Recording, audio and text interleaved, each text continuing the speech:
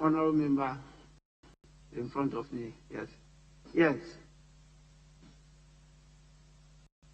After this, we will take the last statement. Yes. Thank you, Mr. Speaker. I want to commend my colleague, Honorable Dr. Sandari, for this very important statement. Mr. Speaker, it is not only criminal, but unethical and un-African. And the punishment should be punitive to let people know that that we are going is incorrect.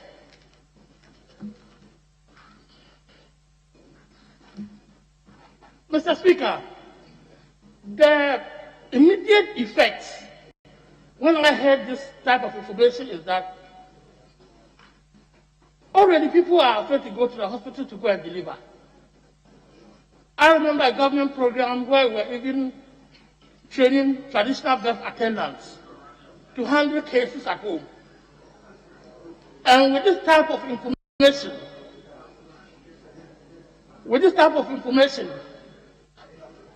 it was quite clear that once again, the Ministry of Health was not going to achieve its targets so far as universal health coverage is concerned.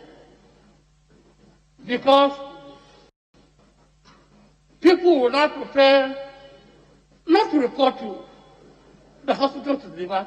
They will wait to deliver at some other places. And we know the effects.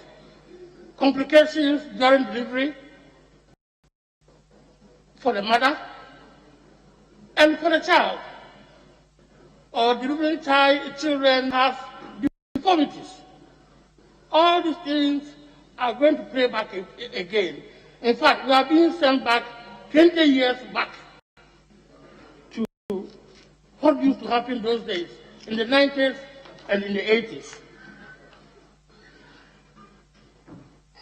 But we should make sure that we have a holistic approach in handling the situation. Mr. Speaker, this thing is happening. The stealing of babies.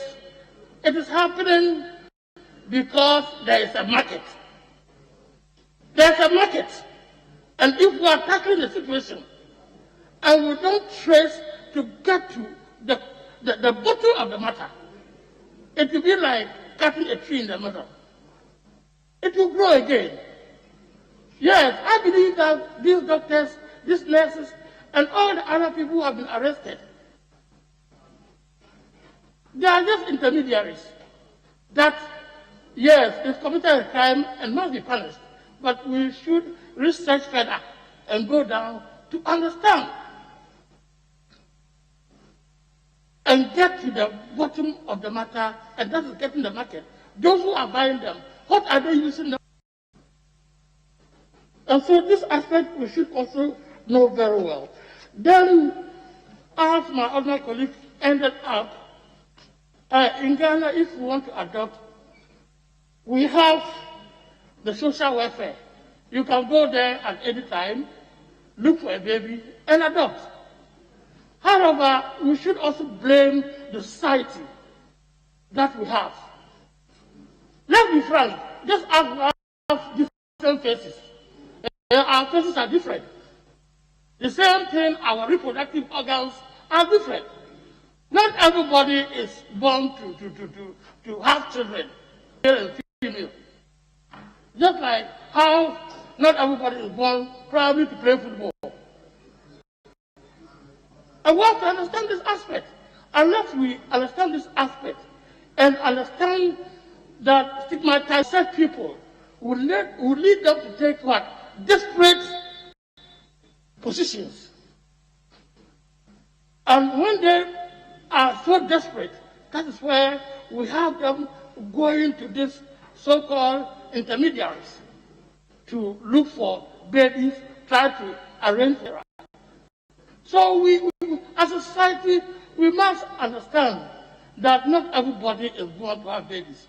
Our faces are different, reproductive organs different, our hands are different, our legs are different. So why do we think that everybody is born to have a baby?